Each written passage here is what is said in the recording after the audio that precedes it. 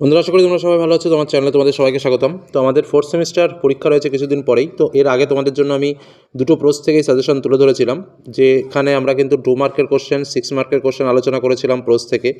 যে কোনো দুটো প্রোজের মধ্যে একটা প্রোজ যারা ভালো করে পড়বে তারাই কিন্তু কমন পেয়ে যাবে। তো আমাদের আজকের আলোচনা হচ্ছে ড্রামা, যেটা হচ্ছে আমাদের রাইডার্স টু দ্য সি। তো এই ড্রামা থেকে স্বাভাবিকভাবে আমাদের কিন্তু পরীক্ষাতে দুটো প্রশ্ন আসবে এবং একটা প্রশ্ন আমাদের লিখতে হবে। তো টোটাল ড্রামা থেকে প্রশ্নটা আসবে। তো আমি তোমাদের জন্য খুব বাছাই করে মাত্র 8টি প্রশ্ন রেডি করে রেখেছি, মানে আমাদের ইংলিশ টিচার। তো সেই 8টি প্রশ্ন যারা ভালো করে প্র্যাকটিস করবে, আশা করা যাচ্ছে যে সেখান থেকেই কিন্তু তোমরা একটা কোশ্চেন তো ইজিলি কমন পাবে, ইভেন তোমরা দুটো কোশ্চেনও কিন্তু কমন পেয়ে যেতে পারো। সেরকমভাবেই কিন্তু তোমাদের জন্য এই প্রশ্নগুলো তুলে ধরা। তো পরপর আমরা প্রশ্নগুলো একটু দেখে নিই যে কোন কোন প্রশ্নগুলো আমরা মূল সাজেশনে তোমাদের জন্য রেখেছি পরীক্ষার জন্য। প্রথম প্রশ্ন আমাদের যেটা রয়েছে, the she has taken all my sons, explain how this line represents the relentless power of nature in the play. অর্থাৎ সমুদ্র আমার সব ছেলেকে কেড়ে নিয়েছে, এই যে উক্তি, এই উক্তিটা কিভাবে নাটকের প্রকৃতির নির্দয়তা ও অপ্রতিরোধ্য শক্তিকে প্রকাশ করে তা ব্যাখ্যা করো। এই প্রশ্নটা কিন্তু তোমাদের পরীক্ষার জন্য সবচেয়ে বেশি ইম্পর্ট্যান্ট একটা প্রশ্ন, এবং খুব ভালো করে এই প্রশ্নটা কিন্তু অবশ্যই রেডি করো। সেকেন্ড যে প্রশ্নটা আমরা ক্যারেক্টারকে রেখেছি, সেটা হচ্ছে ক্যাথলিনের ক্যারেক্টার এবং মরিয়ার ক্যারেক্টার। এই দুটো ক্যারেক্টার কিন্তু মোস্ট ইম্পর্ট্যান্ট, ভালো করে দেখে রাখবে। 3 নম্বর প্রশ্ন আমরা যেটা রেখেছি সেটা হচ্ছে discuss how Maurya's grief, resignation and acceptance of loss embody the theme of human vulnerability against invincible fate.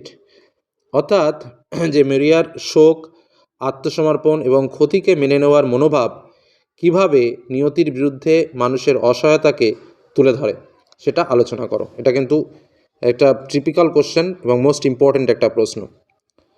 Next যে প্রশ্নটা আমরা রেখেছি, দেখো, bring out the supernatural elements in Synge's one act play Riders to the C.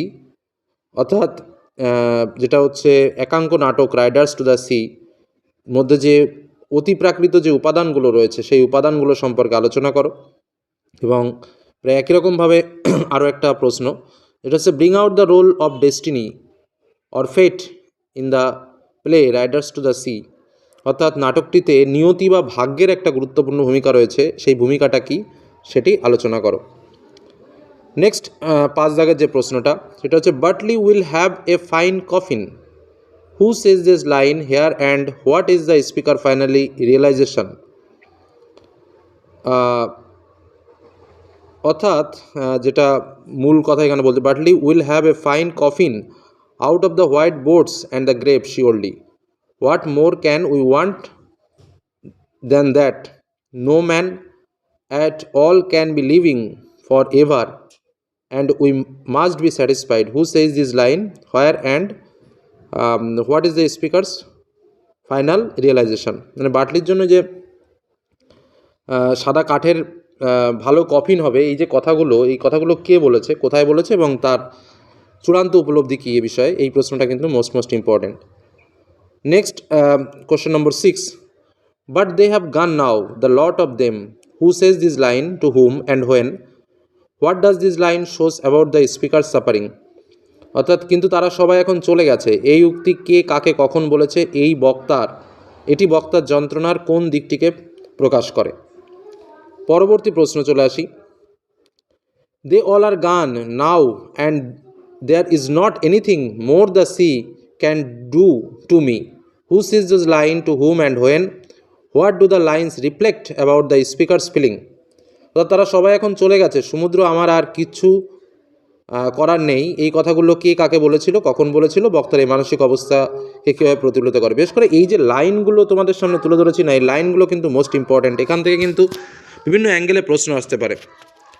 Next আমরা রাখবো আজকের আলোচনার আমাদের লাস্ট যে প্রশ্নটা রয়েছে, and is not it a pitiful thing, who says this words to hmm.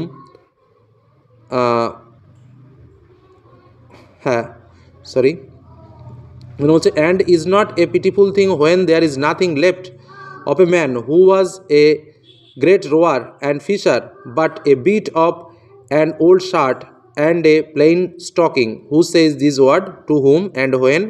What does the speaker mean here? অর্থাৎ তুই যে মহান মাঝি ও জেলের শেষ স্মৃতি যদি শুধু একটা পুরনো শার্ট আর সাদামাটা মোজা হয়, তবে তা কি করুণ নয়? এই কথাগুলো কে কাকে কখন বলেছিল, বক্তা কী বোঝাতে চেয়েছেন? এই যে 8টি প্রশ্ন আমি তোমাদের জন্য স্পেশালভাবে শেয়ার করলাম, এই 8টি প্রশ্ন তোমরা কিন্তু ভালো করে অবশ্যই রেডি করে যেও। এর আগে তোমাদের প্রোজ থেকে সাজেশন তুলে ধরেছি, আজ ড্রামা থেকে এই প্রশ্নগুলো তুলে ধরলাম।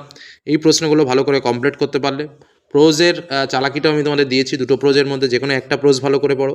আর ড্রামা থেকে এই কটা প্রশ্ন দিয়েছি মাত্র, এই লাইনগুলো বিশেষ করে প্রশ্ন থেকে যে লাইনগুলো আমি দিয়ে ধরেছি, এবং তার সঙ্গে যে দুটো ক্যারেক্টারও আমরা দিয়েছি, একটা ক্যাথলিনের আর একটা হচ্ছে তোমার মরিয়ার। তো এই ক্যারেক্টার দুটো ভালো করে পড়ো। তো আশা করব যে এখান থেকে তোমরা ড্রামার কোশ্চেন কিন্তু ইজিলি কমন পেয়ে যাবে। এটুকু বলে আজকের আলোচনা শেষ করলাম। এর পরবর্তী ভিডিওতে আমরা রাইটিং পার্ট সম্পর্কে আলোচনা করব। ধন্যবাদ।